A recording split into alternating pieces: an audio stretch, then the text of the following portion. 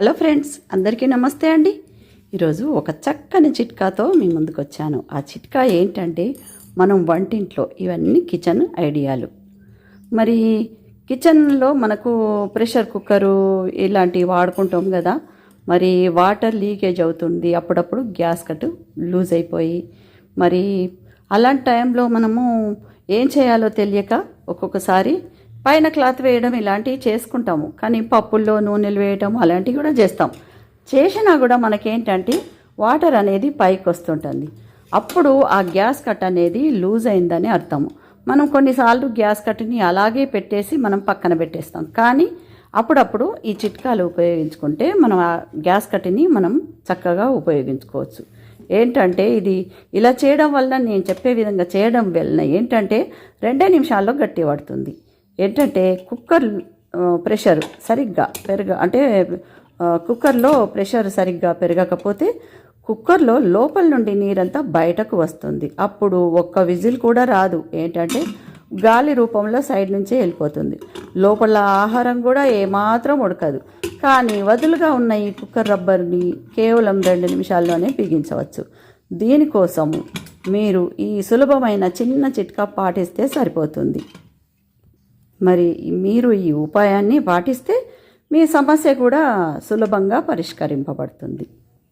అయితే ఏంటంటే నేటి ప్రపంచంలో మరి ప్రెషర్ కుక్కర్ ఉపయోగించని ఇల్లాలు లేదు. మరి నేటి కాలంలో అంటే ప్రజల బిజీ షెడ్యూల్ కారణంగా వంట త్వరగా పూర్తి కావాలంటే కుక్కర్ వాడాల్సిందే. మరి కానీ కుక్కర్ కోసం ఉపయోగించే రబ్బర్ లేదా గ్యాస్ కట్టు మరి వదులుగా ఉంటే దానివల్ల ఎన్నో సమస్యలు చాలా పెద్దవే అవుతున్నాయి. కుక్కర్లో ప్రెషర్ సరిగ్గా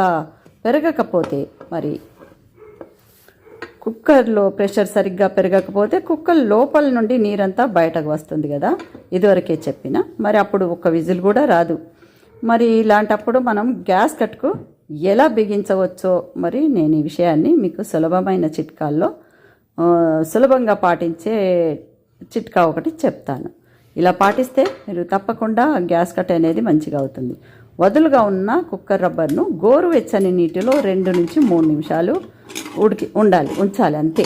మీరు ఇలా చేస్తే రబ్బరు దాని అసలు పరిమాణాన్ని తిరిగి వస్తుంది. తర్వాత ఈ రబ్బర్ మీద కొంచెం పొడిపిండి చల్లుకోవాలి. ఇలా చల్లిన తర్వాత రబ్బర్ను మళ్ళీ చల్లిన తర్వాత కూడా ఇలా చేసిన తర్వాత మనకు రబ్బర్ను కుక్కర్ మూతలోకి సరిపోతుంది. మరి అది మళ్ళీ ఈలవేయడం ప్రారంభిస్తుంది. మరో పద్ధతి ఏంటంటే కుక్కర్ గ్యాస్కెట్ 10 నిమిషాలు ఫ్రిడ్జ్లో ఉంచడం కూడా మీరు ఇలా చేయాలి. ఇలా చేయటం వల్ల ఏంటంటే ఆ 10 నిమిషాల్లో ఆ గ్యాస్ కట్ అనేది మళ్ళీ మామూలు పరిమాణానికి వస్తుంది. మరి వెంటనే మరి కుక్కర్కు రబ్బరు సరిపోతుంది. మరి పారవేసే ముందు అంటే గ్యాస్ కట్టు రబ్బర్ను పారవేసే ముందు పడేసే ముందు మరి ఇలాంటి ఉపయోగాన్ని ఉపయోగిస్తే మీరు ఈ సమస్య నుంచి సులభంగా పరిష్కారం పొందవచ్చు. అయితే 2 విషయాలు గుర్తుపెట్టుకోండి మొత్తానికి. ఏంటంటే గ్యాస్ కట్టును పడేసే ముందు మీరు యూజ్ చేసినాక కూడా మనము తీసి మనం ఫ్రిడ్జ్లో పెట్టేసుకుంటే అది తిరిగి దాని రూపం అలాగే ఉంటుంది, లూజ్ అవ్వదు. మనము బద్ధకస్తులుగా ఉండి బద్ధకంతోనో మళ్ళీ పని తొందరలోనో మనం గ్యాస్ కట్ తీయకుండా అలాగే మూతకు బిగించి ఉండగానే పక్కన పెట్టేసామనుకోండి, అది అలా పాడవుతూ ఉంటుంది. మెల్లిమెల్లిగా దాని పూర్వరూపం కోల్పోతుంది.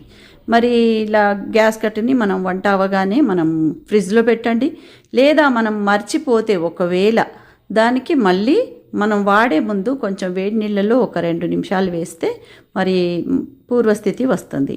మరి వీడియో నచ్చితే ఈ గ్యాస్ కట్టు మనం పడేయకుండా చాలా గ్యాస్ కట్టు రేట్ ఎక్కువనే ఉంటుంది కదా మామూలుగా మనం కొనాలంటే.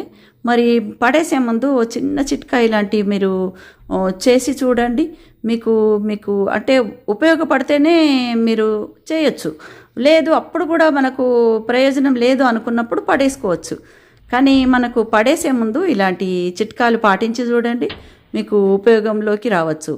నేను చేసే చిట్కాలు ఇలాంటివే, అందుకే మీకు చెప్తున్నా. సరేనండి, మరి ఈ వీడియో నచ్చితే తప్పకుండా మీ ఫ్రెండ్స్కి షేర్ చేయండి. మరి గ్యాస్ కట్లు పడేస్తున్నారా, లూజ్ అయిపోయినాయనో టైట్గా అయిపోయినాయో ఏ కారణం చేత అయినా పడేయకుండా ముందు ఇలాంటి చిట్కాలు పాటించి చూడండి. థ్యాంక్ యూ అండి, థ్యాంక్ యూ సో మచ్.